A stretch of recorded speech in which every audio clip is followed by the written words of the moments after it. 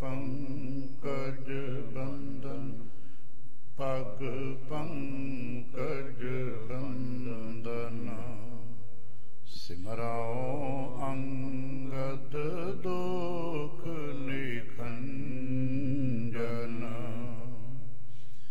गुरु अमरदास हृदय नित ध्याओ हृदय नित ध्याओ श्री गुरु रामदास प्रभु के गुण गाओ गुरु अर्जन विघ्नन के नाशक विघ्नन के नाशक हर गोबिंद शुभ सुमत परगाशक श्री हरि राय नमो कर जोरी नमो कर जोरी श्री हरि कृष्ण मनाए बहुरी गुरु तेग बहादुर परम कृपाला परम कृपाला श्री गुरु गोबिंद सिंह विशाला तरौं तरा तर पुन पुन सीसा जी पुन पुन सीसा बंदाओं बार बार जगदीशा या मह अमृत ज्ञान है माणक भगत बैराग श्री गुरु ग्रंथ साहिब जी उदध बंदों कर अनुराग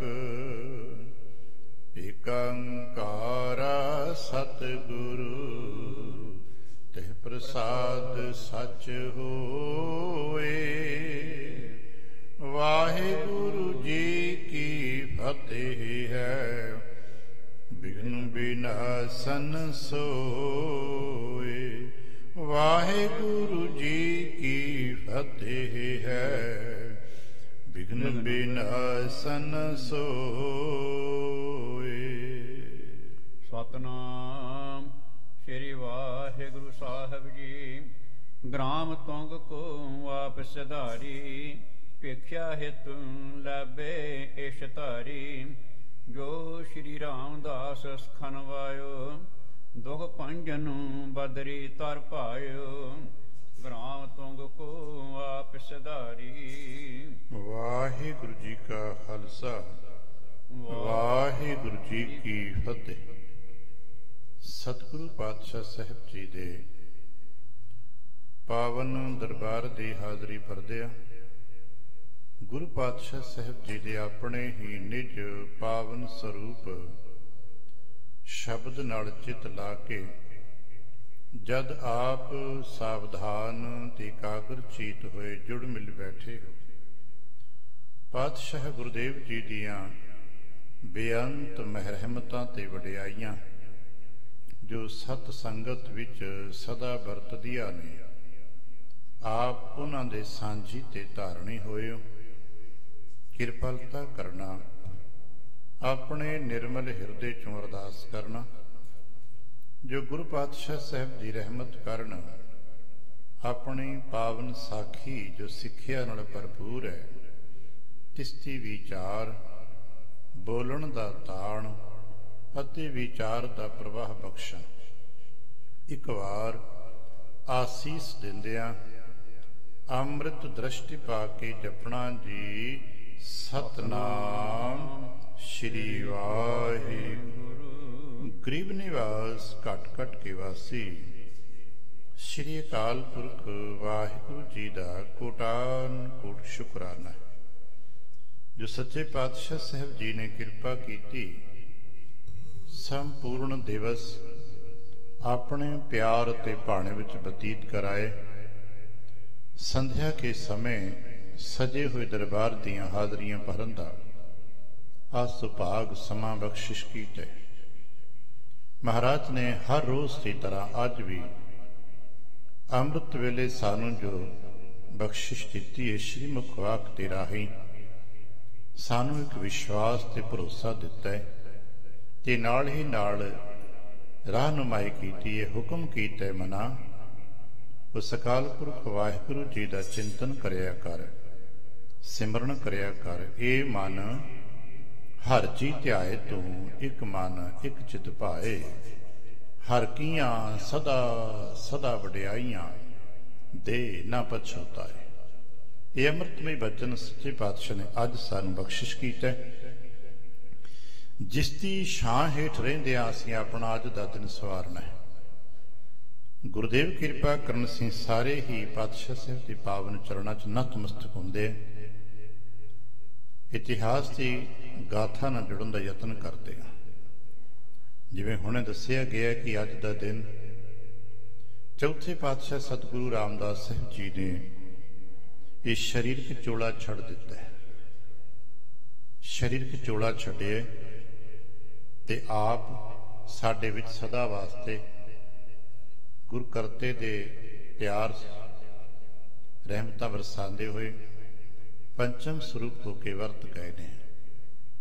ਉਹਨਾਂ ਦੇ ਪਾਵਨ ਸਰੂਪ ਦੇ ਬਾਬਤ, ਉਹਨਾਂ ਦੇ ਅੰਦਰੂਨੀ ਜੋ ਰੂਹਾਨੀ ਪੱਖ ਨੇ, ਉਹਨਾਂ ਦੀ ਗੱਲ ਕਰਦਿਆਂ ਹੋਇਆਂ ਸੰਸਾਰ ਦੇ ਲੋਕ ਕਹਿੰਦੇ ਹੋਣਗੇ ਪਰ ਉਹ ਅਸੀਂ ਨਹੀਂ ਕਹਿੰਦੇ, ਕਿਉਂਕਿ ਗੁਰੂ ਪ੍ਰਗਟ ਹੁੰਦੇ ਨੇ ਤੇ ਕੌਣ ਕਹੈ ਸ੍ਰੀ ਗੁਰੂ ਹੋਇਓ, ਹੋ ਹੀ ਨਹੀਂ ਸਕਦਾ। ਗੁਰੂ ਕਿਰਪਾ ਕਰਨ ਅਸੀਂ ਧਿਆਨ 'ਚ ਟਿਕ ਸਕੀਏ, ਨਤਮਸਤਕ ਹੋਈਏ ਧੰਨ ਗੁਰੂ ਰਾਮਦਾਸ ਸਾਹਿਬ ਪਾਤਸ਼ਾਹ ਜੀ ਨੂੰ, ਜਿਨ੍ਹਾਂ ਨੇ ਸਾਨੂੰ ਬਹੁਤ ਕੁਝ ਦਿੱਤਾ ਹੈ।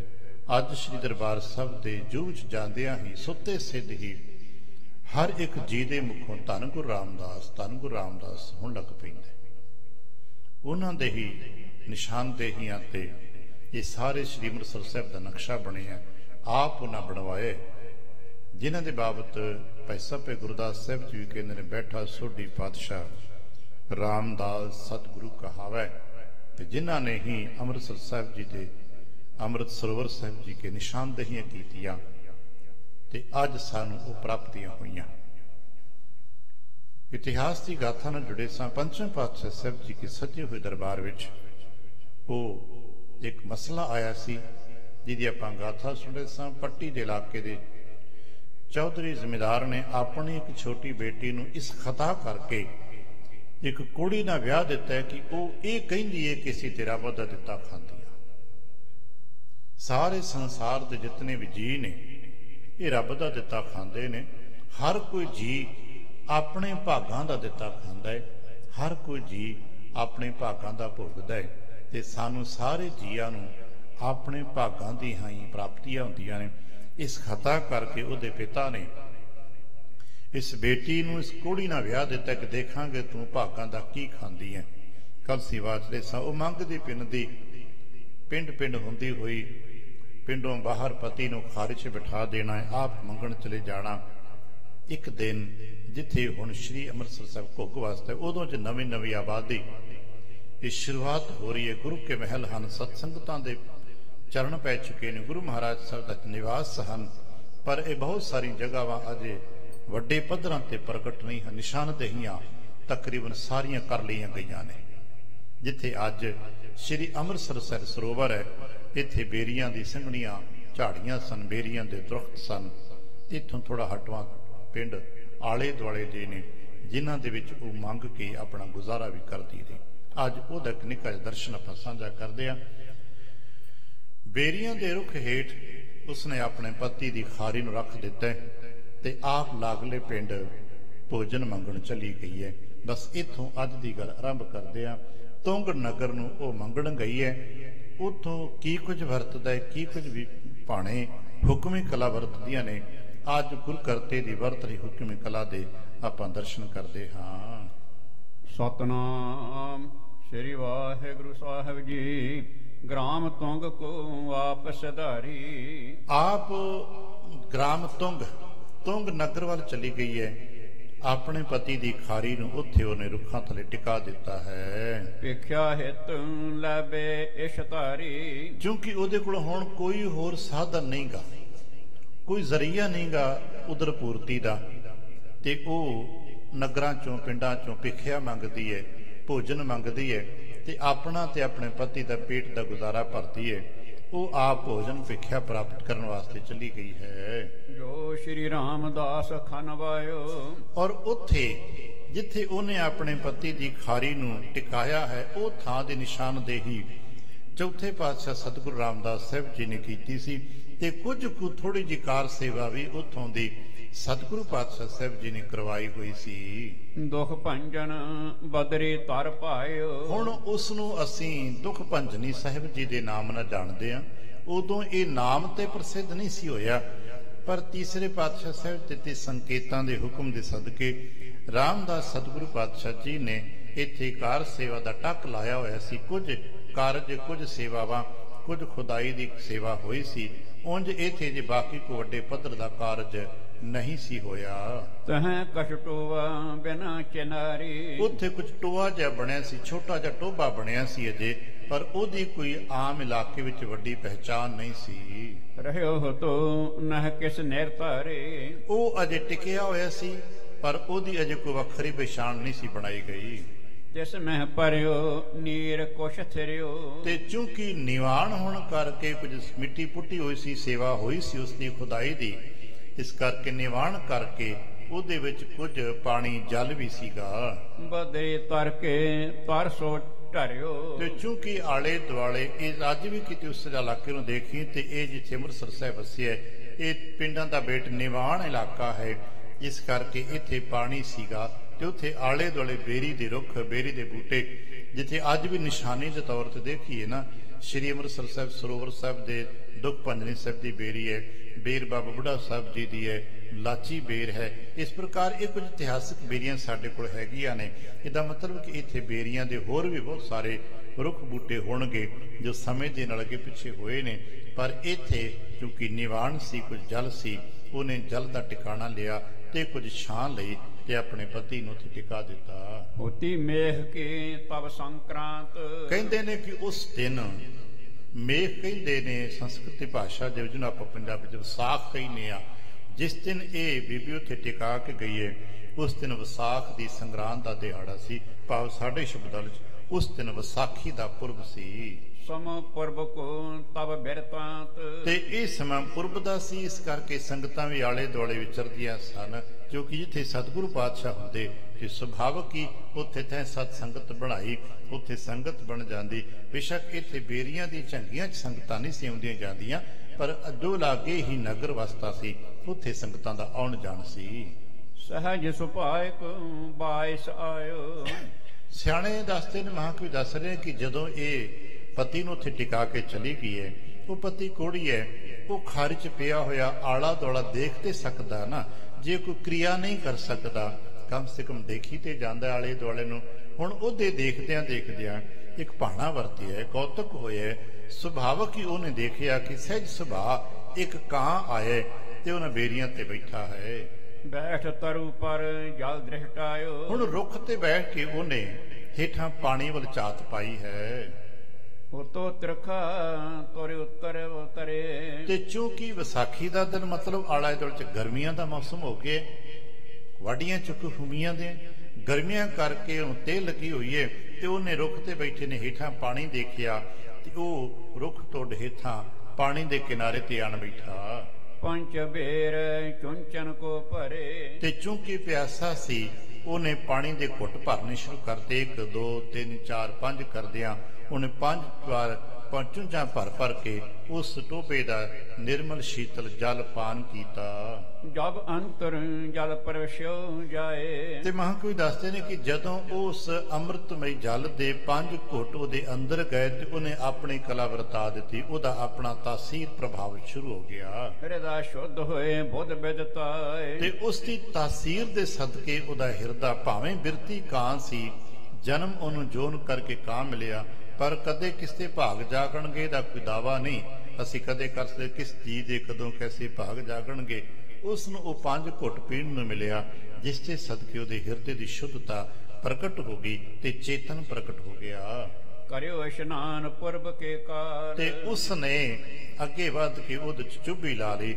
ਅਕਸਰ ਵੇਖਿਆ ਹੋਣਾ ਐਸਾ ਸਮਿਆਂ ਤੇ ਆ ਪਕਸ਼ੀ ਵੀ ਜਲ ਵਿੱਚ ਇਸ਼ਨਾਨ ਕਰਨ ਲੱਗ ਪੈਂਦੇ ਨੇ, ਭਾਵੇਂ ਉਹਨਾਂ ਦਾ ਸੁਭਾਅ ਬਿਰਤੀ ਨਹੀਂ ਹੈ, ਪਰ ਗਰਮੀਆਂ ਵਿੱਚ ਕਈ ਵਾਰ ਦੇਖਿਆ ਕੁਝ ਪਕਸ਼ੀਆਂ ਨੂੰ ਜਲ ਵਿੱਚ ਇਸ਼ਨਾਨ ਕਰਦਿਆਂ ਹੋਇਆ ਉਹਨੇ ਸ਼ੀਤਲ ਜਲ ਪਾਨ ਕੀਤੇ, ਫਿਰ ਉਸ ਟੋਭੇ ਵਿੱਚ ਹੀ ਇਸ਼ਨਾਨ ਕਰਨ ਲੱਗ ਪਿਆ। ਭਇਓ ਸਵੇਤ ਤਨ ਰੁਚਿਰ ਮਰਾਲ। ਤੇ ਮਹਾਕਵੀ ਦੱਸਦੇ ਨੇ ਕਿ ਜਿਉਂ ਹੀ ਉਸਨੇ ਇਸ਼ਨਾਨ ਕੀਤਾ, ਚੁੱਭੀ ਲਾਈ, ਤੇ ਚੁੱਭੀ ਲਾਉਂਦਿਆਂ ਹੌਲੀ ਹੌਲੀ ਸੀ ਵੇਖਿਆ ਪਕਸ਼ੀਆਂ ਨੂੰ ਇਸ਼ਨਾਨ ਕਰਦਿਆਂ ਉਹ ਚੁੱਭੀ ਲਾਉਂਦੇ ਨੇ, ਖੰਭ ਖੜਫੜਾਉਂਦੇ ਨੇ। ਜਿਉਂ ਹੀ ਚੁੱਭੀ ਲਾ ਖੰਭ ਖਲਾਰੇ ਖੜਫੜਾਏ, ਬਾਅਦ ਵਿੱਚ ਹੌਲੀ ਹੌਲੀ ਦੇਖਿਆ ਉਹਦਾ ਤੇ ਰੰਗ ਹੀ ਬਦਲ ਗਿਆ, ਉੱਤੇ ਚਿੱਟਾ ਹੋ ਗਿਆ। ਮਰਾਲ ਕਹਿੰਦੇ ਹੰਸ, ਉੱਤੇ ਹੰਸ ਦੀ ਨਿਆਈ ਆਇਆ ਤੇ ਬੈਠਾ ਤੇ ਕਾਲਾ ਕਾਂ ਸੀ, ਪਰ ਇਸ਼ਨਾਨ ਤੋਂ ਬਾਅਦ ਵਿੱਚ ਜਦੋਂ ਕਿਨਾਰੇ ਵੱਲ ਆਏ ਤੇ ਉਹ ਚਿੱਟਾ ਹੋ ਚੁੱਕਾ ਹੈ ਜਿਵੇਂ ਹੰਸ ਹੁੰਦਾ ਏ। ਸੋ ਪਿੰਗਲਾ ਦੇਖਤ ਸਭ ਰਹਿਓ। ਹੁਣ ਉਹ ਪਿੰਗਲਾ ਜਿਹੜਾ ਕੋੜੀ ਸੀ ਖਾਰੀ ਚ ਬੈਠਾ, ਇਸ ਕੌਤਕ ਨੂੰ ਨੀਝ ਲਾ ਕੇ ਦੇਖਦਾ ਰਿਹਾ ਵੀ ਇਹ ਕੀ ਬਣਿਆ ਸੀਗਾ। ਤੇ ਕਾਂ ਪਾਣੀ ਇਹਨੇ ਇੱਥੋਂ ਦਾ ਪੀਤਾ ਹੈ ਹੁਣ, ਤੇ ਪਾਣੀ ਪੀ ਕੇ ਇਸ਼ਨਾਨ ਕਰਕੇ ਇਹਦਾ ਰੰਗ ਹੀ ਬਦਲ ਗਿਆ, ਇਹ ਤੇ ਚਿੱਟਾ ਹੋ ਗਿਆ। ਇਹ ਕੌਤਕ ਉਹ ਦੇਖੀ ਜਾਂਦਾ ਹੈ, ਭਾਵੇਂ ਉਹ ਕੁਝ ਕਰ ਨਹੀਂ ਸੀ ਸਕਦਾ, ਪਰ ਆਲੇ ਦੁਆਲੇ ਦੇ ਲੋਕਾਂ ਦੀਆਂ ਗੱਲਾਂ ਸੁਣਦਾ ਤੇ ਹੈ ਸੀ ਨਾ। ਜਤਾ ਕਾਕ ਨੇ ਸ਼ੁਭ ਫਲ ਲਹਿਓ। ਹੁਣ ਉਸ ਨੂੰ ਇੰਨਾ ਕੁ ਤੇ ਪਤਾ ਸੀ ਕਿ ਕਰਮਾਂ ਦਾ ਫਲ ਹੁੰਦਾ ਹੈ, ਕਰਮਾਂ ਦੇ ਬੀਜ ਹੁੰਦੇ ਨੇ, ਭਾਵੇਂ ਬੋਲ ਕੇ ਹੋਰ ਗੱਲਾਂ ਨਹੀਂ ਸੀ ਕਰ ਸਕਦਾ, ਕੋਈ ਧਰਮ ਕਰਮ ਦੀ ਕਿਰਿਆ ਨਹੀਂ ਸੀ ਕਰ ਸਕਦਾ, ਪਰ ਫਿਰ ਵੀ ਆਖਰ ਮਨੁੱਖ ਹੈ, ਸੁਣਦਾ ਸਮਝਦਾ ਹੈ, ਸਭ ਕੁਝ ਵਿਚਾਰਦਾ ਹੈ। ਉਸ ਨੂੰ ਇਤਨਾ ਕੁ ਤੇ ਪਤਾ ਸੀ ਕਿ ਕਰਮਾਂ ਦੇ ਫਲ ਹੁੰਦੇ ਨੇ, ਤੇ ਸ਼ੁਭ ਕਰਮਾਂ ਦੇ ਫਲ ਜਦੋਂ ਕਿਤੇ ਪ੍ਰਗਟ ਹੋ ਜਾਣ ਤੇ ਅਚਨਚੇਤ ਹੀ ਕੁਝ ਦਾ ਕੁਝ ਬਣ ਜਾਂਦਾ ਹੈ। ਉਹਨੇ ਮਹਿਸੂਸ ਕੀਤਾ ਕਿ ਇਹ ਤੇ ਭਾਈ ਕੁਝ ਕਰਮਾਂ ਦਾ ਵੀ ਫਲ ਹੋ ਸਕਦਾ ਹੈ, ਤੇ ਨਿਰੇ ਕਰਮਾਂ ਦਾ ਹੀ ਫਲ ਨਹੀਂ, ਇੱਥੇ ਕੋਈ ਤਾਸੀਰ ਵੀ ਐਸੀ ਹੈ ਜਿਸ ਤੇ ਕਾਲੇ ਕਾਂ ਵੀ ਚਿੱਟੇ ਹੰਸ ਹੋ ਗਏ ਹਨ। ਉਹਦਾ ਭਾਗ ਤੇ ਔਰ ਫੁਰਿਆਈ। ਉਹਦੇ ਮਨ ਚ ਇੱਕ ਫੁਰਨਾ ਆਇਆ ਵੀ ਕਾਂ ਨਹੀਂ ਆਇਆ, ਇਹ ਮੇਰੇ ਵਾਸਤੇ ਕੋਈ ਸੁਨੇਹਾ ਆਇਆ ਹੈ। ਅਕਸਰ ਐਸਾ ਅੱਜ ਵੀ ਅਸੀਂ ਦੇਖਦੇ ਹਾਂ ਵੀ ਇਹੋ ਜਿਹੇ ਕੁਦਰਤ ਦੇ ਕੁਝ ਨਿਸ਼ਾਨ ਸੰਕੇਤਾਂ ਨੂੰ ਵੇਖ ਕੇ ਸਿਆਣੇ ਕਹਿੰਦੇ ਨਹੀਂ ਭਈ ਸੰਕੇਤ ਹੈ, ਤੇ ਸਿਆਣੇ ਜੀ ਕਦੇ ਕਦੇ ਇਹਨਾਂ ਸੰਕੇਤਾਂ ਨੂੰ ਪਕੜਨ ਵਾਲੇ ਵੀ ਹੋ ਜਾਂਦੇ ਨੇ। ਹਾਲਾਂਕਿ ਅਸੀਂ ਆਮ ਜੀ ਇਹੋ ਜਿਹੇ ਕੁਦਰਤ ਦੇ ਸੰਕੇਤਾਂ ਨੂੰ ਪਕੜ ਨਹੀਂ ਪਾਉਂਦੇ, ਪਰ ਕੁਝ ਸਿਆਣੇ ਪੁਰਖ ਹੁੰਦੇ ਨੇ ਜਿਨ੍ਹਾਂ ਦੇ ਅੰਦਰ ਦੀ ਚੇਤਨਤਾ ਜਾਗਰਤ ਹੁੰਦੀ ਹੈ, ਉਹ ਇਹੋ ਜਿਹੇ ਕੁਦਰਤ ਦੀਆਂ ਕਲਾਵਾਂ ਦੇ ਸੰਕੇਤਾਂ ਨੂੰ ਪਕੜਦੇ ਨੇ, ਤੇ ਸੰਕੇਤਾਂ ਨੂੰ ਪਕੜ ਕੇ ਫਿਰ ਉਹ ਆਪਣੀ ਦਿਸ਼ਾ ਤੇ ਕਿਰਿਆਵਾਂ ਨੂੰ ਤਬਦੀਲ ਵੀ ਕਰ ਲੈਂਦੇ ਨੇ। ਇਹਦੇ ਮਨ 'ਚ ਫੁਰਨਾ ਆਇਆ ਕਿ ਮਨਾ ਹੋਵੇ ਨਾ, ਇਹ ਕਾਂ ਆਇਆ ਹੈ, ਮੇਰੇ ਵਾਸਤੇ ਕੋਈ ਸੁਨੇਹਾ ਹੈ, ਮੇਰੇ ਵਾਸਤੇ ਕੋਈ ਸੰਕੇਤ ਹੈ, ਮੇਰੇ ਭਾਗਾਂ ਦਾ ਕੁਝ ਸ਼ੁਭ ਫਲ ਪ੍ਰਗਟ ਹੋਣ ਵਾਲਾ ਸਮਾਂ ਆ ਗਿਆ ਲੱਗਦਾ ਹੈ। ਇਹ ਲੱਗਦਾ ਕਿ ਮੇਰੇ ਵਾਸਤੇ ਹੀ ਕੁਝ ਪ੍ਰਗਟ ਹੋਇਆ ਹੈ।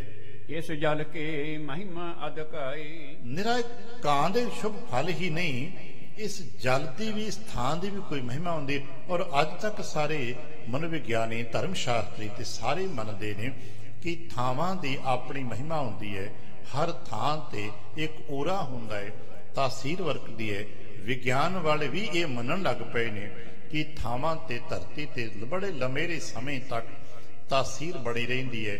ਜਿੱਥੇ ਜੈਸਾ ਵੀ ਵਿਅਕਤੀ ਬਹਿ ਕੇ, ਜਿਤਨਾ ਸਮਾਂ ਬਹਿ ਕੇ ਉੱਠ ਕੇ ਚਲਾ ਜਾਏਗਾ, ਕੁਝ ਸਮੇਂ ਤੱਕ ਉਹਦਾ ਔਰਾ, ਸੰਸਕ੍ਰਿਤ ਵਿੱਚ ਇੱਕ ਸ਼ਬਦ ਹੈ ਤਨ ਮਾਤਰਾ, ਉਹਦੇ ਤਨ ਮਾਤਰਾਵਾਂ ਉੱਥੇ ਰਹਿਣਗੀਆਂ, ਜਿਹਨੂੰ ਆਪਾਂ ਪ੍ਰਭਾਵ ਕਹਿੰਦੇ ਆ। ਸ਼ਾਇਦ ਇਸੇ ਕਰਕੇ ਹਸਪੀਟਲ 'ਚ ਕਿਤੇ ਦੇਖੀਏ ਨਾ, ਮਰੀਜ਼ ਨੂੰ ਬਦਲਿਆ ਜਾਏ ਤੇ ਉਹਦੇ ਸਾਰੇ ਬਿਸਤਰੇ ਆਦਿ ਕੱਪੜੇ ਚਾਦਰਾਂ ਬਦਲ ਦਿੰਦੇ ਨੇ।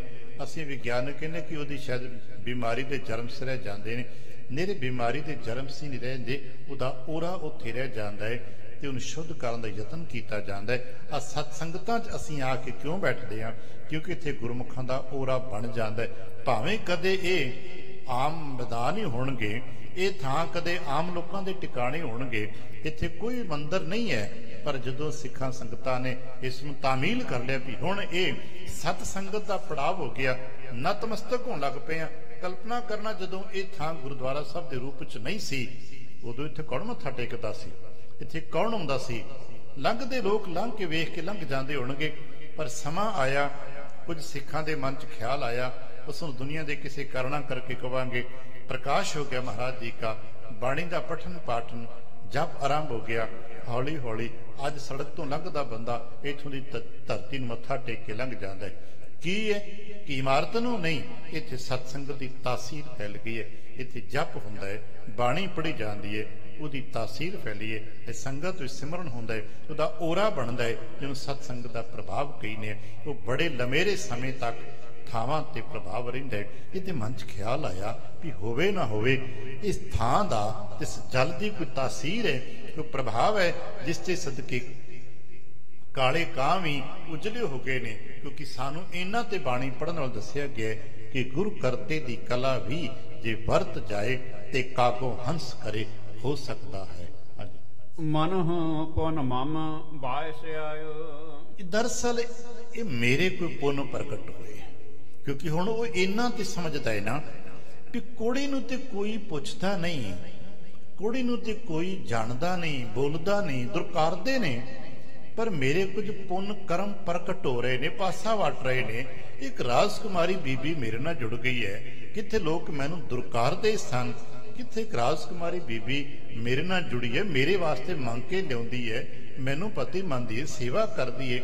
ਇਹ ਕੁਝ ਸ਼ੁਭ ਫਲ, ਸ਼ੁਭ ਕਰਮ ਮੇਰੇ ਪ੍ਰਗਟ ਹੋ ਰਹੇ ਨੇ, ਪਾਸਾ ਤੇ ਵਟ ਰਹੇ ਨੇ। ਪਰ ਚੂੰਕਿ ਕਹਿ ਨਹੀਂ ਸੀ ਸਕਦਾ, ਬੋਲ ਨਹੀਂ ਸਕਦਾ, ਕੋਈ ਗੱਲ ਨਹੀਂ ਕਰ ਸਕਦਾ, ਸਮਝਦਾ ਤੇ ਸੀ, ਸੋਚਦਾ ਕਿ ਮਨਾ ਉਹਨਾਂ ਜੋ ਸ਼ੁਰੂਆਤ ਹੋਈ ਸੀ ਕਈ ਦਿਨਾਂ ਤੋਂ, ਕਈ ਸਮਿਆਂ ਤੋਂ ਇਸ ਬੀਬੀ ਦਾ ਜੁੜਨਾ ਇਹ ਵੀ ਸ਼ੁਭ ਫਲ। ਉਹ ਸਿਆਣੇ ਅੱਜ ਵੀ ਮੰਨਦੇ ਨੇ ਕਿ ਸਾਡੇ ਸੰਜੋਗ ਹੁੰਦੇ ਨੇ ਤੇ ਸਾਡੇ ਜੁੜਾਵ ਹੁੰਦੇ ਨੇ, ਸਾਡੇ ਦੁੱਖਾਂ ਤੇ ਸੁੱਖਾਂ ਦੀ ਸਾਂਝ ਹੁੰਦੀ ਹੈ ਤਾਂ ਸਾਡੇ ਜੁੜਾਵ ਹੁੰਦੇ ਨੇ। ਕਿਉਂਕਿ ਸੰਜੋਗ ਤੇ ਵਿਜੋਗ ਧੁਰੋਂ ਹੀ ਬਣ ਕੇ ਆਉਂਦੇ ਨੇ। ਆਪਾਂ ਨਿਤ ਬਾਣੀ ਪੜ੍ਹਦੇ ਨੇ, ਸੰਜੋਗ ਵਿਜੋਗ ਧੁਰੋਂ ਹੀ ਹੁਆ, ਇਹ ਧੁਰੋਂ ਬਣਦੇ ਨੇ। ਇਹਨਾਂ ਦੇ ਵਿੱਚ ਹੀ ਸਾਡੇ ਦੁੱਖ ਤੇ ਸੁੱਖ ਨਿਰਧਾਰਿਤ ਹੁੰਦੇ ਨੇ। ਸਾਡੇ ਸੰਜੋਗਾਂ ਦੇ ਵਿੱਚ ਕਈ ਵਾਰ ਅਸੀਂ ਜੀ ਜੁੜਦੇ ਹਾਂ, ਹੋ ਸਕਦਾ ਅਸੀਂ ਦੁੱਖ ਪ੍ਰਾਪਤ ਕਰਨ ਵਾਸਤੇ, ਤੇ ਕਈ ਜੀ ਜੁੜਦੇ ਨੇ ਦੁੱਖਾਂ ਦੀ ਘੜੀਆਂ ਵਿੱਚ, ਪਰ ਆਉਣ ਵਾਲਾ ਸਮਾਂ ਉਹਨਾਂ ਦਾ ਸੁੱਖਾਂ 'ਚ ਬਦਲ ਕੇ ਰਹਿ ਜਾਂਦਾ ਹੈ। ਇਹ ਕੁਦਰਤ ਦਾ ਕਰਿਸ਼ਮਾ ਹੈ, ਸਾਡੇ ਭਾਗਾਂ ਦਾ ਖੇਲ ਹੈ, ਜਿਸ ਦੀ ਕੋਈ ਵੀ ਅਸੀਂ ਵਿਆਖਿਆ ਨਹੀਂ ਕਰ ਸਕਦੇ।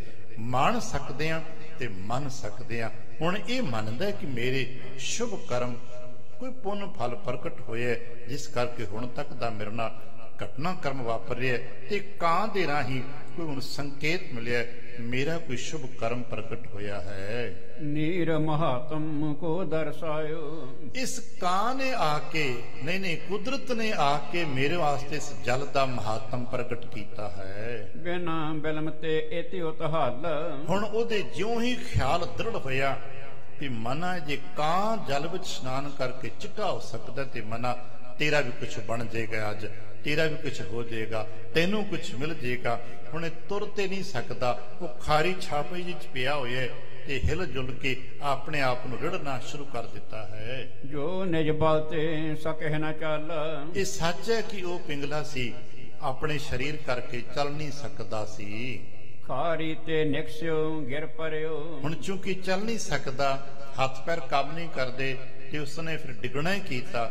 ਖਾਰੀ ਚੋਂ ਪਾਸੇ ਨੂੰ ਪਲਟੇ ਆਏ, ਡਿੱਗੇ ਆਏ, ਤੇ ਹੌਲੀ ਹੌਲੀ ਰਿੜਦਾ ਰਿੜਤ ਪਹੁੰਚਨ ਤਹ ਕਰਿਓ। ਤੇ ਰਿੜਦੇ ਡਿੱਗਦੇ ਨੇ ਆਪਣੇ ਤਨ ਨੂੰ ਘਸੀਟ ਕੇ ਉਸ ਥਾਂ ਤੱਕ, ਛਪੜੀ ਤੱਕ, ਜਿਹਨੂੰ ਪੁਰਾਣੇ ਲੋਕ ਕਹਿੰਦੇ ਸੀ ਟੋਭਾ, ਉੱਥੋਂ ਤੱਕ ਲੈ ਗਿਆ ਹੈ। ਤੂਰ ਨਤੀਰ ਨੀਰ ਕੋਸ਼ ਹੋਇਓ। ਤੇ ਹੌਲੀ ਹੌਲੀ ਰਿੜਦੇ ਨੇ ਉਸ ਟੋਭੇ 'ਚ ਇਸ਼ਨਾਨ ਕਰਨ ਵਾਸਤੇ ਵਿੱਚ ਪ੍ਰਵੇਸ਼ ਕਰ ਗਿਆ। ਕਰਿਓ ਇਸ਼ਨਾਨ ਅਦਕ ਫਲ ਲਹਿਓ। ਤੇ ਜਿਉਂ ਸ਼ੀਤਲ ਜਲ ਦਾ ਉਸਨੂੰ ਛੂਹਣਾ ਪਰਸਨੋਂ ਹੋਇਆ।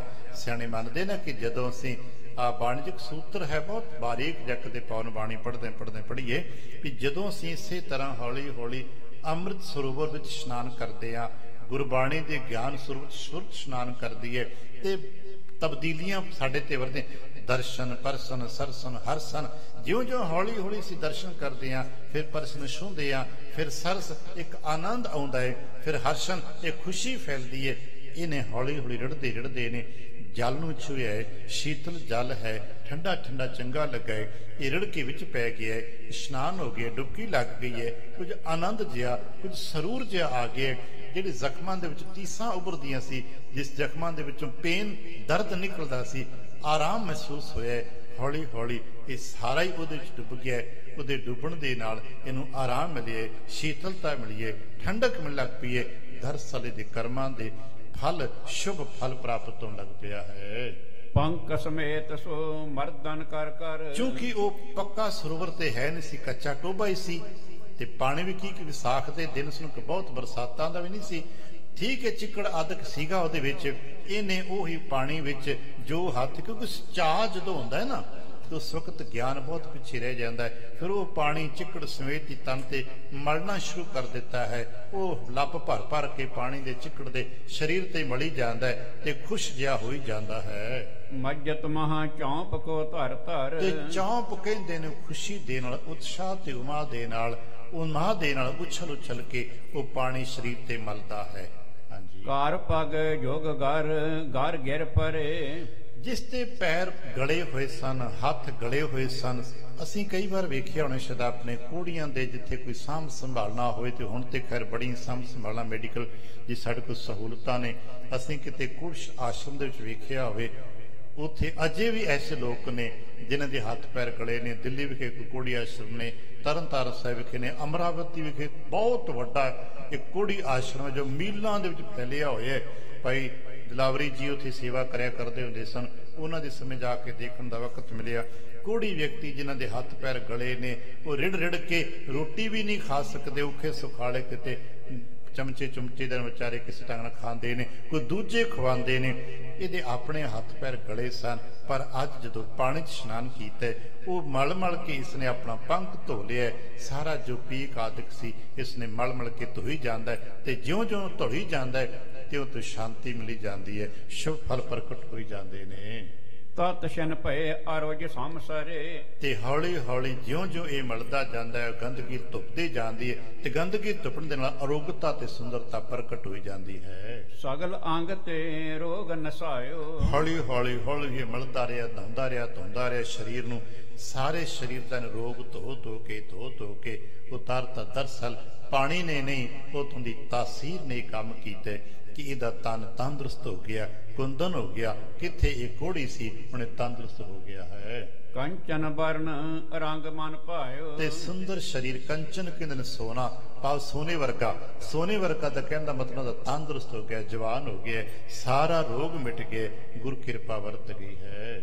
ਦੋਹਰ ਪਿੰਗਲ ਮੱਜਨ ਜਬ ਕਰਿਓ ਭਇਓ ਸਰੀਰ ਅਰੋਗ। ਜਦੋਂ ਗੁਰੂ ਪਾਤਸ਼ਾਹ ਸਾਹਿਬ ਜੀ ਦੇ ਇਸ ਪਿਆਰੇ ਸਥਾਨ ਤੇ, ਇੱਥੇ ਸਮਾਂ ਪਾ ਕੇ ਸ਼ਾਇਦ ਬਹੁਤ ਪਿਆਰ ਪਤਾ ਹੋਵੇਗਾ, ਇੱਥੇ ਇਸ ਪਾਵਨ ਸਥਾਨ ਤੇ, ਸ੍ਰੀ ਅੰਮ੍ਰਿਤਸਰ ਸਾਹਿਬ ਦੀ ਪਾਵਨ ਧਰਤੀ ਤੇ ਗੁਰੂ ਨਾਨਕ ਪਾਤਸ਼ਾਹ ਸਾਹਿਬ ਦੇ ਚਰਨ ਪਏ ਨੇ। ਦੂਸਰੀ ਪਾਤਸ਼ਾਹੀ, ਤੀਸਰੀ ਪਾਤਸ਼ਾਹੀ ਚਰਨ ਪਏ ਨੇ। ਨਿਸ਼ਾਨਦੇਹੀਆਂ ਤੀਸਰੀ ਪਾਤਸ਼ਾਹੀ ਨੇ ਕੀਤੀਆਂ ਨੇ। ਚੌਥੀ ਪਾਤਸ਼ਾਹੀ ਸਾਹਿਬ ਜੀ ਨੇ ਥਾਂ ਤੇ ਨਿਸ਼ਾਨ ਲਾ ਕੇ ਚੱਕ ਵਸਾਇਆ। ਤੇ ਸਾਰੇ ਖਾਸ ਕਰਕੇ ਇਹ ਸਰੋਵਰ ਜਿਹਨੂੰ ਆਪਾਂ ਹੁਣ ਅੰਮ੍ਰਿਤ ਸਰੋਵਰ ਸਾਹਿਬ ਕਹਿੰਦੇ ਆ, ਨਿਸ਼ਾਨਦੇਹੀਆਂ ਕੀਤੀਆਂ ਨੇ। ਇਹਦੀ ਸੇਵਾ ਆਰੰਭ ਕੀਤੀ। ਮੁਕੰਮਲਤਾ ਸਾਰੀ ਪੰਚਮ ਪਾਤਸ਼ਾਹ ਸਾਹਿਬ ਜੀ ਨੇ ਬਖਸ਼ਿਸ਼ ਕੀਤੀ ਹੈ, ਪਰ ਸਾਨੂੰ ਨਿਸ਼ਾਨਦੇਹੀਆਂ ਕੀਤੀਆਂ ਨੇ। ਜਦੋਂ ਇਸ ਪਿੰਗਲੇ ਨੇ ਇਸ ਟੋਭੇ ਦੇ ਵਿੱਚ ਇਸ਼ਨਾਨ ਕੀਤਾ ਹੈ। ਬਿਸਮਤ ਬੁੱਧ ਮਹ ਦੇਖ ਫਲ ਕਰ ਆਨੰਦ ਹਰ ਸੋਗ। ਬਿਸਮਿਤ ਹੋ ਗਿਆ, ਹੁਣ ਕਦੇ ਆਪਣੇ ਵੱਲ ਦੇਖਦਾ ਹੈ, ਕਦੇ ਆਪਣੇ ਕੁਝ ਸਮੇਂ ਪੁਰਾਣੇ ਸਰੀਰ ਵੱਲ ਵੇਖਦਾ ਹੈ। ਪੁਰਾਣਾ ਸਰੀਰ ਰੋਗ ਨਾ ਭਰਿਆ, ਪੀਕ ਨਾ ਭਰਿਆ, ਘ੍ਰਿਣਾਤਮਕ ਪੱਖ ਹੈ, ਪਰ ਹੁਣ ਉਸ ਦੀ ਅੰਮ੍ਰਿਤਮਈ ਕਿਰਪਾ ਬਰਸ ਗਈ ਹੈ। ਹੁਣ ਸ਼ੁੱਧ ਹੈ, ਕੰਚਨ ਸਰੀਰ, ਸਾਰੀ ਤੰਦਰੁਸਤੀ ਪ੍ਰਾਪਤ ਹੋ ਗਈ। ਸਰੀਰ ਠੀਕ ਨਰੋਆ, ਜਿਹਨੂੰ ਪੰਜਾਬੀ ਚ ਆਪਾਂ ਕਹਿ ਸਕਦੇ ਹਾਂ, ਨਰੋਆ ਸਰੀਰ ਹੋ ਗਿਆ ਹੈ। ਮਨੋ ਪਾਨ ਅੰਮ੍ਰਿਤ ਕੋ ਕਰਿਓ। ਦਰਅਸਲ ਮਾਨੋ ਨੇ ਅੰਮ੍ਰਿਤ ਪਾਨ ਕਰ ਲਿਆ, ਔਰ ਦਰਅਸਲ ਕੀਤਾ ਹੀ ਅੰਮ੍ਰਿਤ ਦੇ ਮੁਕਾਮ ਤੇ ਇਸ਼ਨਾਨ ਹੈ। ਯਰਾ ਆਦ ਰੋਜ ਸਭ ਪਰ ਹਰਿਓ। ਤੇ ਅੰਮ੍ਰਿਤ ਦੀ ਤਾਸੀਰ ਹੈ, ਸਾਰੀਆਂ ਬਿਮਾਰੀਆਂ ਤੇ ਰੋਗਾਂ ਤੇ ਦੁੱਖਾਂ ਤੇ ਸੋਗਾਂ ਨੂੰ ਕੱਟ ਦਿੰਦਾ ਹੈ, ਔਰ ਇਸ ਨੂੰ ਸਭ ਫਲ ਪ੍ਰਾਪਤ ਹੋਏ ਹਨ।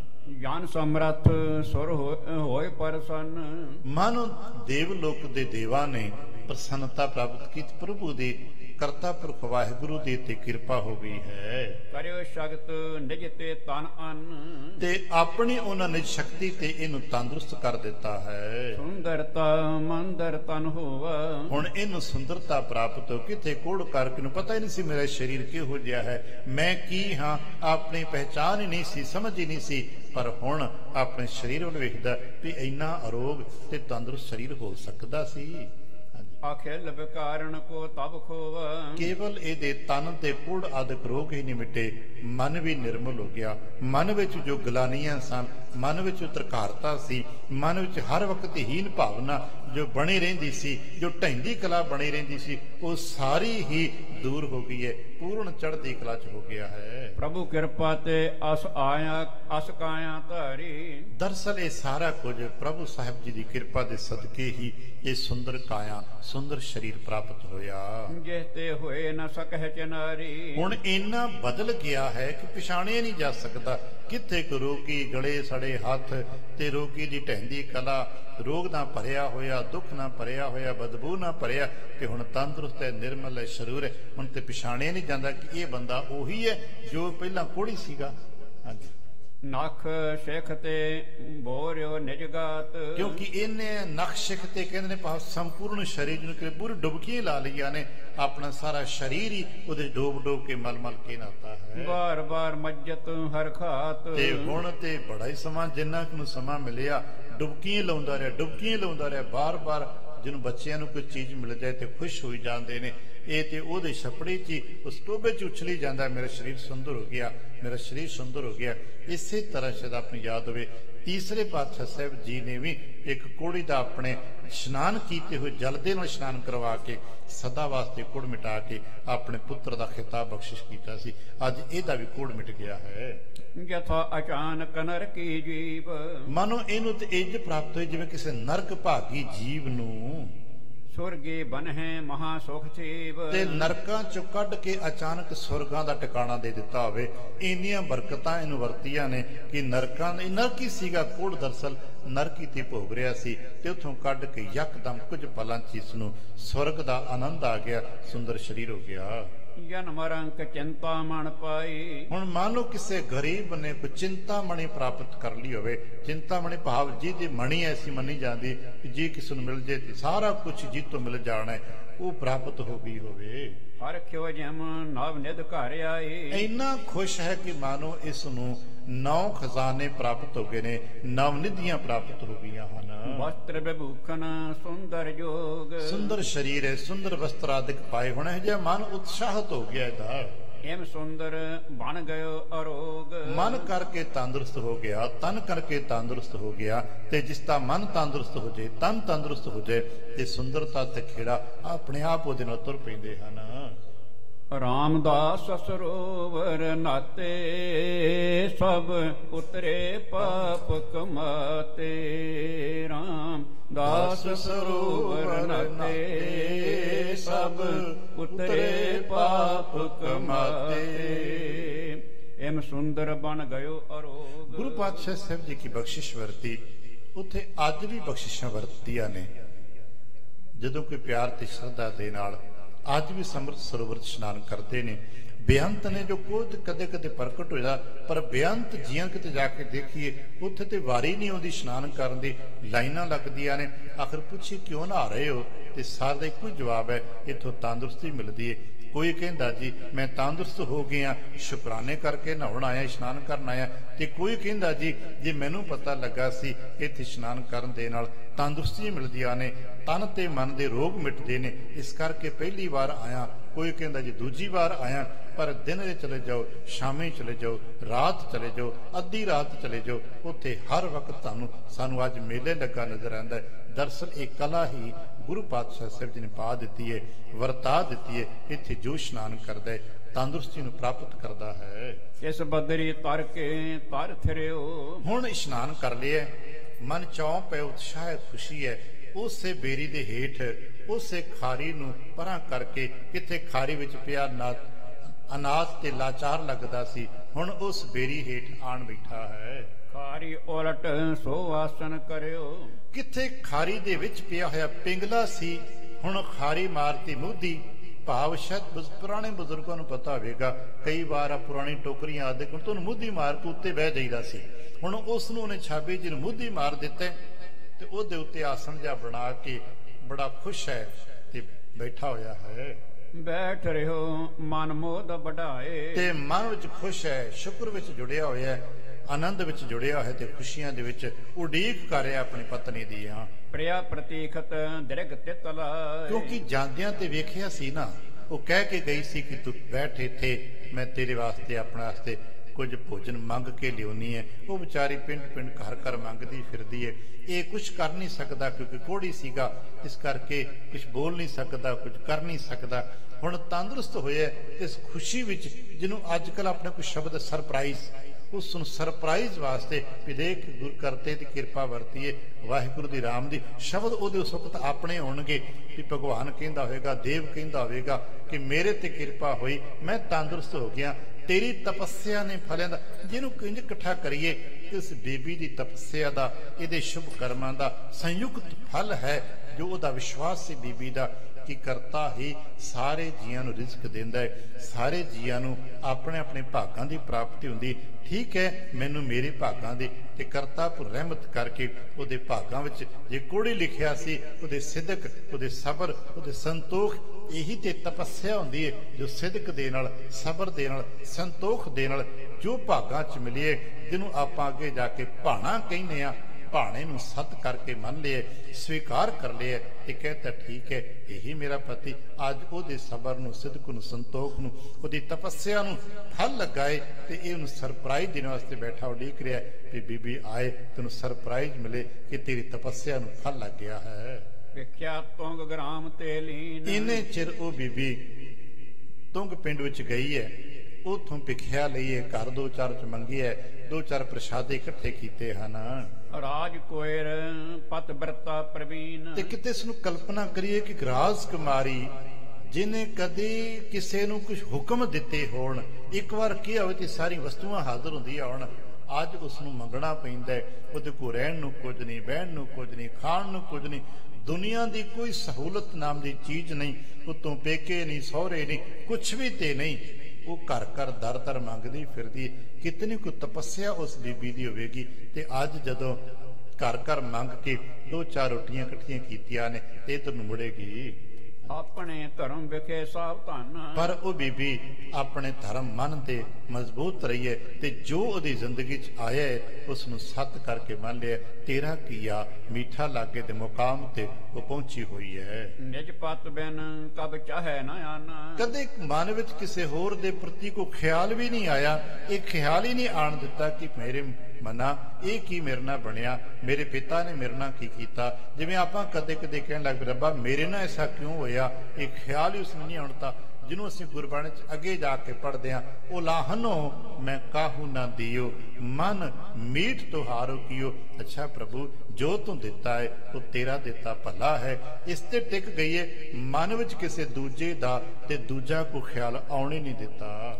ਖੇਦ ਵਿਸਾਲ ਸਹਾਇ ਸਭ ਤਨ ਮੈਂ, ਆਪਣੇ ਤਨ ਤੇ ਹੀ ਸਾਰੇ ਦੁੱਖ ਨੂੰ ਸਹਿ ਲਿਆ ਏ ਤੇ ਮਨ ਵਿੱਚ ਕਦੇ ਗਲਾ ਤੇ ਗਿਲਾਨੀ ਦੋਨੋਂ ਨਹੀਂ ਆਉਣ ਤੇ। ਨਹੀਂ ਤੇ ਕੋੜੀਆਂ ਤੋਂ ਗਿਲਾਨੀ ਹੁੰਦੀ ਹੈ ਤੇ ਰੱਬ ਤੇ ਗਿਲਾ ਹੁੰਦਾ ਹੈ, ਮਾਪਿਆਂ ਤੇ ਪਰਿਵਾਰਾਂ ਤੇ ਗਿਲਾ ਹੁੰਦਾ ਹੈ। ਇਹਨੇ ਨਾ ਮਨ ਵਿੱਚ ਕੋਈ ਗਿਲਾ ਆਉਣ ਤਾਂ ਕਿਸੇ ਵਾਸਤੇ ਤੇ ਨਾ ਆਪਣੇ ਕੋੜੀ ਪਤੀ ਨੂੰ ਵੇਖ ਲੋਕ ਤੇ ਪਿੱਠ ਦੇ ਨੱਕ ਮੂੰਹ ਵੱਟਦੇ ਨੇ। ਅੱਜ ਵੀ ਇੰਨੀ ਟੈਕਨੋਲੋਜੀ ਹਾਈ ਫਾਈ ਹੋਣ ਦੇ ਬਾਵਜੂਦ, ਐਜੂਕੇਸ਼ਨ ਦੇ ਬਾਵਜੂਦ ਸਾਡੇ ਕੋਲ ਕਿਤੇ ਪਤਾ ਲੱਗ ਜਾਏ ਬੰਦਾ ਕੋੜੀਏ, ਅਸੀਂ 2 ਫੁੱਟ ਦੂਰ ਹੋ ਕੇ ਬੈਠਾਂਗੇ, ਨੱਕ ਮੂੰਹ ਵੱਟ ਕੇ ਬੈਠਾਂਗੇ। ਪਰ ਇਸ ਬੀਬੀ ਨੇ ਨਾ ਗਲਾਨੀ ਕੀਤੀ ਹੈ, ਉਹਦੀ ਸੇਵਾ ਜਿੰਨੀ ਹੋ ਸਕਦੀ ਕਰਦੀ ਹੈ ਤੇ ਨਾ ਰੱਬ ਦੀ ਦਾਤ ਤੇ ਕੋਈ ਗਿਲਾ ਕੀਤਾ, ਸ਼ੁਕਰ ਹੀ ਸ਼ੁਕਰ ਕੀਤਾ ਤੇ ਅੱਜ ਇਹ ਸ਼ੁਕਰ ਦਾ ਫਲ ਹੈ। ਕਉ ਨਾ ਡੋਲਤ ਹੈ ਕਬ ਮਨ ਮੈਂ, ਕਦੇ ਮਨ ਵਿੱਚ ਡੋਲੀ ਨਹੀਂ, ਸਦਾ ਇੱਕ ਰਸ ਉਸ ਪਰਮੇਸ਼ਰ ਦੇ ਪਿਆਰ 'ਚ ਟਿਕੀ ਰਹੀ ਹੈ। ਨਿਰਪ ਦੋਹਿਤਾ ਅਪਦਾ ਅਸ ਝਾਲੀ, ਇਸ ਰਾਜ ਕੁਮਾਰੀ ਨੇ ਇਹ ਉਪਦਾ ਜੋ ਆਪਦਾ ਉਹਦੇ ਮਨ ਪਈ ਹੈ, ਤਨ ਤੇ ਮਨ ਤੇ ਸਭ ਝੱਲ ਰਹੀ ਹੈ, ਉਸਨੇ ਸਹਿਨ ਕਰ ਲਿਆ ਹੈ। ਕਉ ਨਾ ਧਰਮ ਤੇ ਭਈ ਨਾ ਖਾਲੀ, ਆਪਣੇ ਹਿਰਦੇ ਨੂੰ ਧਰਮ ਤੋਂ ਕਦੇ ਖਾਲੀ ਨਹੀਂ ਹੋਣ ਦਿੱਤਾ। ਇੱਥੇ ਧਰਮ ਦਾ ਮਤਲਬ ਹੈ ਆਪਣੇ ਫਰਜ਼ਾਂ ਤੋਂ, ਆਪਣੇ ਸਿਦਕ ਤੋਂ, ਜੋ ਮਾਨਸਿਕ ਤੌਰ ਤੇ ਸੰਗਤ ਵਿੱਚੋਂ ਸਮਝ ਆਈ ਸੀ ਕਿ ਜੋ ਪਰਮੇਸ਼ਰ ਕਰਦਾ ਹੈ ਉਹ ਭਲਾ ਹੀ ਕਰਦਾ ਹੈ। ਇਹ ਸਿੱਧਕ ਤੇ ਇਸ ਧਰਮ ਤੇ ਟਿਕੀ ਹੈ ਔਰ ਇਸ ਨੂੰ ਪੱਲੇ ਬੰਨਿਆ ਹੋਇਆ ਹੈ। ਜਬ ਤਿਸ ਥਾਨ ਆਨ ਕਰ ਦੇਖ।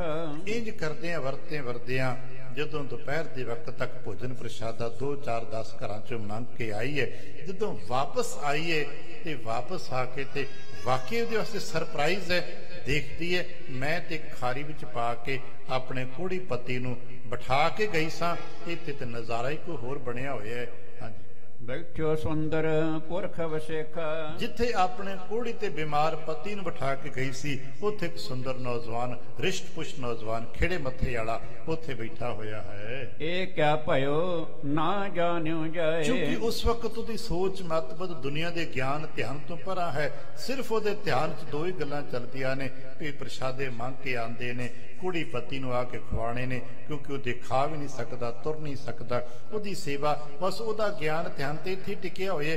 ਪਰ ਜਦੋਂ ਅਚਾਨਕ ਆ ਕੇ ਵੇਖਿਆ, ਕਿਉਂਕਿ ਉਹਦੇ ਚੇਤੇ ਇਹੀ ਚੇਤਨਾ ਸੀ ਵੀ ਖਾਰੀ 'ਚ ਬੈਠਾ ਹੋਣਾ, ਉਡੀਕਦਾ ਹੋਣਾ, ਭੁੱਖਾ ਹੋਣਾ, ਪਰ ਅੱਗੇ ਵੇਖਿਆ ਖਾਰੀ ਮੋਦੀ ਮਾਰੀ ਹੋਈ ਹੈ, ਉਹਦੇ ਉੱਤੇ ਇੱਕ ਨੌਜਵਾਨ ਰਿਸ਼ਟ ਪੁਸ਼ਟ ਵਿਅਕਤੀ ਬੈਠਾ ਹੋਇਆ ਤੇ ਦੇਖ ਕੇ ਹੈਰਾਨ ਹੋ ਗਈ ਵੀ ਇਹ ਕੀ ਹੋ ਗਿਆ। ਹਾਂਜੀ, ਮਾਮ ਪਤਨ ਹੈ ਦੇਸ ਤਿਸ ਥਾਏ। ਉਹ ਦੇਖਦੀ ਸੱਜੇ ਖੱਬੇ ਵੀ ਇੱਥੇ ਤੇ ਮੈਂ ਆਪਣੇ ਘਰ ਵਾਲੇ ਨੂੰ ਬਿਠਾ ਕੇ ਗਈ ਸੀ, ਇਹ ਕੌਣ ਆ ਕੇ ਬਹਿ ਗਿਆ, ਮੇਰਾ ਘਰ ਵਾਲਾ ਕਿੱਧਰ ਗਿਆ। ਇਹ ਕੋ ਬੈਠਿਓ ਅਗ ਗਨ ਕਰਤਾ। ਮਨ ਵਿੱਚ ਚੂੰਕਿ ਸਧਾਰਨ ਮਨੁੱਖ ਵੀ ਸੀ ਨਾ, ਤੇ ਮਨ ਵਿੱਚ ਅਸ਼ੰਕਾ ਨੂੰ ਸ਼ਬਦ ਹੈ, ਡਰ, ਖੌਫ ਆ ਗਿਆ ਵੀ ਇਹ ਕੀ ਹੋਇਆ। ਕਿਤੇ ਇਸ ਡਾਢੇ ਮਨੁੱਖ ਨੇ ਉਹ ਗਰੀਬ ਨੂੰ ਮਾਰ ਤੇ ਨਹੀਂ ਦਿੱਤਾ ਕਿਤੇ। ਹਾਂਜੀ, ਲਖਿਏ ਤਮਾਮ ਭਰਤਾ ਕੋ ਹਰਤਾ। ਕਿਤੇ ਐਸਾ ਤੇ ਨਹੀਂ ਕਿਤੇ ਇਹ ਕੋ ਡਾਢਾ ਹੋਵੇ, ਇਹਦੀ ਨੀਅਤ ਖਰਾਬ ਹੋਈ ਹੋਵੇ ਤੇ ਇਹਨੇ ਮੇਰੇ ਘਰ ਵਾਲੇ ਨੂੰ ਮਾਰ ਦਿੱਤਾ ਹੋਵੇ। ਸੁਖ ਚਦੂਰ ਤੇ ਊਚੋ ਚਾਰੀ। ਇਹ ਵੇਖ ਕੇ ਸකුਚ ਨਾ ਸੰਗਦੀ ਡਰਦੀ ਤੇ ਸੰਗਦੀ। ਤੇ ਜਿਹਨੂੰ ਐਮੇਜ਼ਨ ਕਲਪਨਾ ਕਰੀਏ ਕਿ ਉਸ ਜੰਗਲ ਦੇ ਇਲਾਕੇ ਦੇ ਵਿੱਚ ਇਕੱਲੀ ਬੀਬੀ ਇਸ ਹਾਲਾਤ ਨੂੰ ਵੇਖਦੀ ਹੋਵੇਗੀ ਤੇ ਸੁਭਾਵਿਕ ਹੀ ਕੋਈ ਤਾਕਤ ਨਹੀਂ, ਕੋਈ ਸ਼ਕਤੀ ਨਹੀਂ, ਕੋਈ ਹਥਿਆਰ ਨਹੀਂ, ਕੋਈ ਬਚਾਉਣ ਵਾਲਾ ਨਹੀਂ, ਸकुच ਸੰਕੋਚ ਤੇ ਡਰ ਹੈ। ਉੱਚੀ ਦੂਰ ਬੋਲ ਕੇ ਪੁੱਛ ਤੂੰ ਕੌਣ ਹੈ ਭਾਈ। ਕੋ ਤੂੰ ਹੈ ਇਹਾਂ ਦੌਰ ਚਾਰੀ। ਦੇਖਿਆ ਉਸ ਥਾਂ ਤੇ ਵੀ ਇਹ ਥਾਂ ਤੇ ਉਹੀ ਹੈ, ਰੁੱਖ ਉਹੀ ਹੈ, ਤੇ ਥੋੜਾ ਉੱਚੀ ਨਾ ਮਨ ਮਜ਼ਬੂਤ ਕਰਕੇ ਬੋਲੀ ਤੂੰ ਕੌਣ ਹੈ ਭਾਈ। ਇੱਥੇ ਤੇ ਮੇਰਾ ਪਤੀ ਘਰ ਵਾਲਾ ਬੈਠਾ ਸੀ, ਤੂੰ ਕੌਣ ਹੈ, ਕਿੱਥੋਂ ਆਇਆ ਹੈ। ਮਮ ਪਤੀ ਕਹਾਂ ਇਹਾਂ ਤਜ ਗਈ। ਮੈਂ ਆਪਣੇ ਘਰ ਵਾਲੇ ਨੂੰ ਇੱਥੇ ਛੱਡ ਕੇ ਗਈ ਸਾਂ, ਉਹ ਕਿੱਥੇ ਹੀ, ਤੂੰ ਕੌਣ ਹੈ, ਮੇਰੇ ਘਰ ਵਾਲੇ ਦਾ ਪਤਾ ਦੱਸ। ਪੁੰਗ ਗ੍ਰਾਮ ਤੇ ਤੂਰਨ ਆਈ। ਮੈਂ ਤੇ ਹੁਣੇ ਗਈ ਆ, ਕਿਉਂ ਕਿਸੇ ਦੁਪਹਿਰ ਭਰ ਵੀ ਗਈ ਹੋਵੇ ਤੇ ਕਹਿਣਾ ਮੈਂ ਤੇ ਹੁਣੇ ਤੇ ਬਿਠਾ ਕੇ ਗਈ ਆ ਤੁੰਗ ਪਿੰਡ ਤੱਕ, ਤੁੰਗ ਪਿੰਡ ਤੋਂ ਹੋ ਕੇ ਆਈ ਆ। ਇੰਨੇ ਚਿਰ ਵਿੱਚ ਤੂੰ ਕੀ ਕੀਤਾ, ਉਹ ਕਿੱਥੇ ਗਿਆ ਈ। ਅਬ ਮੈਂ ਕਰੂੰ ਪੁਕਾਰ ਉਧਾਰ। ਮੈਨੂੰ ਸੱਚੋ ਸੱਚ ਦੱਸ ਤੂੰ ਕੌਣ ਹੈ, ਮੇਰਾ ਘਰ ਵਾਲਾ ਕਿੱਥੇ ਹੈ, ਨਹੀਂ ਤੇ ਮੈਂ ਰੌਲਾ ਪਾ ਦਿਆਂਗੀ ਆਲੇ ਦੁਆਲੇ, ਆਖਰ ਕੋਈ ਆਵਾਜ਼ ਤੇ ਮੇਰੀ ਸੁਣੇਗਾ, ਮੈਂ ਸ਼ੋਰ ਮਚਾ ਦਿਆਂਗੀ, ਰੌਲਾ ਪਵਾ ਦਿਆਂਗੀ। ਗਹਿਲਾ ਹਾਂ ਜੇ ਕੀਨ ਸੰਘਾਰ। ਜੇ ਤੂੰ ਮੇਰੇ ਪਤੀ ਦਾ ਕੁਝ ਬੁਰਾ ਕੀਤਾ ਹੋਇਆ ਤੇ ਮੈਂ ਰੌਲਾ ਪਾ ਕੇ ਤੈਨੂੰ ਫੜ ਲਵਾਂਗੀ, ਜਾਣ ਨਹੀਂ ਦਿਆਂਗੀ ਤੈਨੂੰ। ਨਾਹੇ ਤਮੋਹੇ ਬਤਾਵੋ ਪਤ ਕੋ। ਤੂੰ ਜਾਂ ਸੱਚੋ ਸੱਚ ਦੱਸ ਕਿ ਮੇਰਾ ਘਰ ਵਾਲਾ ਕਿੱਥੇ ਹੈ, ਉਹਦੇ ਨਾਲ ਤੂੰ ਕੀ ਬਾਬ ਕੀਤੀ ਹੈ ਤੇ ਦੱਸ ਕਿੱਥੇ ਲੁਕਾਇਆ ਈ। ਰਹਿਓ ਜੀਅਤ ਜੇ ਕੀਆ ਇਤਿ ਉਤ ਕੋ। ਜੇ ਕਿਤੇ ਤੂੰ ਉਹਦੇ ਨਾਲ ਕੋਈ ਮਾੜਾ ਕੀਤਾ ਤਾਂ ਵੀ ਦੱਸ ਦੇ, ਤੇ ਜੇ ਇਹਨੂੰ ਸੱਜੇ ਖੱਬੇ ਲੁਕਾਤਾ ਬੰਨਤਾ ਗਰੀਬ ਨੂੰ ਤਾਂ ਵੀ ਦੱਸ। ਜਿਉਂਦਾ ਤੇ ਮੈਨੂੰ ਦੱਸ ਪਤੀ ਮੇਰਾ ਕਿੱਥੇ ਹੈ। ਪੂਰਨ ਕਰ ਨਹ ਬਿਲਮ ਲਗਾਵੋ। ਛੇਤੀ ਛੇਤੀ ਦੱਸ, ਮੈਥੋਂ ਹੁਣ ਬਰਦਾਸ਼ਤ ਨਹੀਂ ਹੁੰਦਾ, ਦੇਰੀ ਨਾ ਲਗਾ, ਬੋਲ ਤੂੰ ਕੌਣ ਹੈ। ਮਮ ਭਰਤਾ ਕੋ ਆਂਖ ਦਿਖਾਵੋ। ਤੇ ਮੇਰੇ ਪਤੀ ਦੇ ਦਰਸ਼ਨ ਕਰਾ ਮੈਨੂੰ, ਤੇ ਇੰਨਾ ਸਮਾਂ ਹੋ ਗਿਆ ਛੱਡ ਕੇ ਗਏ ਨੂੰ, ਉਹ ਨਾ ਵੇਖ ਕੇ ਮੈਨੂੰ ਤੇ ਹੌਲ ਪੈਂਦੇ ਨੇ, ਛੇਤੀ ਦਿਖਾ ਕਿੱਥੇ ਹੈ। ਸੁਣ ਤਪੀਆ ਨੇ ਕੀਨ ਬਖਾਨ। ਉਹ ਵਿਅਕਤੀ ਚੁੱਪ ਕਰਕੇ ਪਹਿਲਾਂ ਸੁਣਦਾ ਰਿਹਾ, ਜਦੋਂ ਧੱਪ ਚੜੀ ਬੋਲ ਕੇ ਚੁੱਪ ਕਰ ਗਈ, ਅੱਗੋਂ ਨੇ ਬੜੇ ਠਰਮੇ ਨਾਲ ਵਚਨ ਕੀਤਾ, ਮੈਂ ਤੇਰੋ ਪਤੂ ਲਿਹੋ ਪਛਾਨ। ਨਾ ਲਾ ਕੇ ਕਿ ਲੱਗ ਰਜਨੀ ਮੈਂ ਉਹੀ ਆ ਜਿਹਨੂੰ ਤੂੰ ਇੱਥੇ ਬਿਠਾ ਕੇ ਗਈ ਸਾਂ, ਮੈਂ ਹੀ ਹਾਂ ਕੋੜੀ, ਤੇਰਾ ਪਤੀ ਹੀ ਹਾਂ। ਇਹ ਧਰਮ ਅਗੇ ਪਰਮ ਨਾ ਕੀਜਹਿ। ਹੇ ਧਰਮ ਅੱਗੇ, ਹੇ ਧਰਮ ਅੱਗੇ ਤਾਂ ਭਾਵ ਹੈ ਤੂੰ ਧਰਮ ਦੀ ਪਤੀਵਰਤਾ, ਧਰਮ ਦੀ ਤੂੰ ਧਰਮੀ ਹੈ। ਦਰਅਸਲ ਤੂੰ ਸੰਤ ਹੈ, ਤੇਰੀ ਤੇ ਤਪੱਸਿਆ ਨੂੰ ਫਲ ਲੱਗ ਗਿਆ, ਤੇਰੇ ਸਦਕੇ ਅੱਜ ਮੈਨੂੰ ਆ ਸੁਖ ਮਿਲ ਗਿਆ ਹੈ। ਇਹ ਪਤ ਵਰਤੇ ਬ੍ਰਤਾਂਤ ਸੁਨੀਜੈ।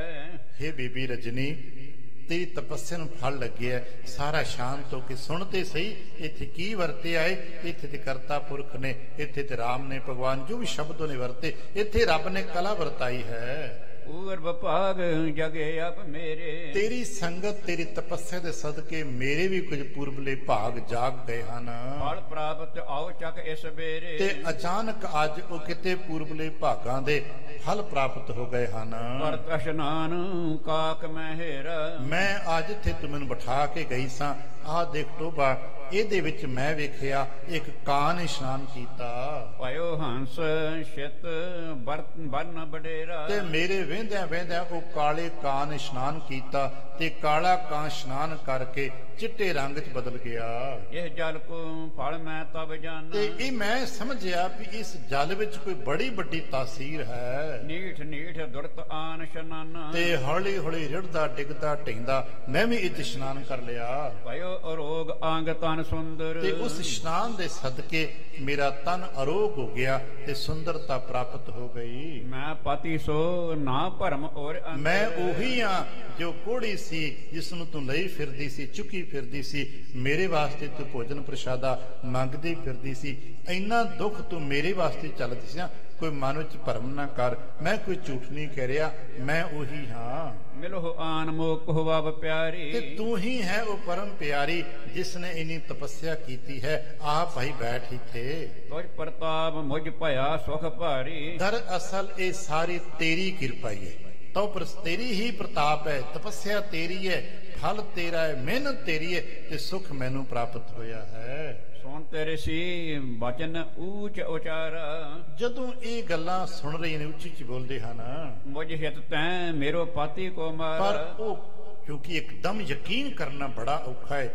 ਬੀਬੀ ਇਤਨੇ ਗੱਲਾਂ ਤੇ ਇੱਕਦਮ ਯਕੀਨ ਨਹੀਂ ਕਰਦੀ। ਕੱਲ ਇੱਥੋਂ ਅੱਗੇ ਚੱਲਾਂਗੇ ਕਿ ਘਟਨਾ ਤੇ ਵਾਪਰ ਗਈ ਹੈ, ਉਹ ਸੱਚ ਦੱਸਦਾ ਹੈ, ਪਰ ਇੱਕਦਮ ਕਿਸੇ ਮਨੁੱਖ ਨੂੰ ਦੂਜੇ ਮਨੁੱਖ ਦੀਆਂ ਇਹੋ ਜਿਹੀਆਂ ਗੱਲਾਂ ਤੇ ਸੱਚ ਮੰਨ ਲੈਣਾ, ਜਿਵੇਂ ਅੱਜ ਵੀ ਆਪਾਂ ਸ਼ੰਕੇ ਕਰਦੇ ਇਹ ਕਿਦਾਂ ਹੋ ਗਿਆ, ਆਪਾਂ ਇਦਾਂ ਕਹਿੰਦੇ ਨੇ ਨਾ, ਇਹ ਕਿਦਾਂ ਹੋ ਸਕਦਾ ਹੈ। ਤੇ ਜਿਹਦੇ ਨਾਲ ਸੱਚ ਸਾਹਮਣੇ ਵਾਪਰੀ ਹੋਵੇ, ਅਚਾਨਕ ਉਹਨੂੰ ਕਿੱਦਾਂ ਭਰੋਸਾ ਆ ਜਾਏ ਕਿ ਕਿੱਥੇ ਬੰਦਾ ਪਿੰਗਲਾ ਸੀ, ਉਹ ਤੋਂ ਉੱਠਿਆ ਨਹੀਂ ਜਾਂਦਾ, ਤੁਰਿਆ ਨਹੀਂ ਜਾਂਦਾ, ਭੋਜਨ ਦੇ ਕੁਰਕੀ ਨਹੀਂ ਖਾਧੀ ਜਾਂਦੀ, ਪਰ ਉਹ ਤੰਦਰੁਸਤ ਹੋ ਕੇ ਬੈਠਾ। ਇਹ ਕੁਝ ਸਮੇਂ ਦੇ ਵਿੱਚ ਇੰਨਾ ਚਮਤਕਾਰ ਕਿੱਦਾਂ ਹੋ ਸਕਦਾ ਹੈ?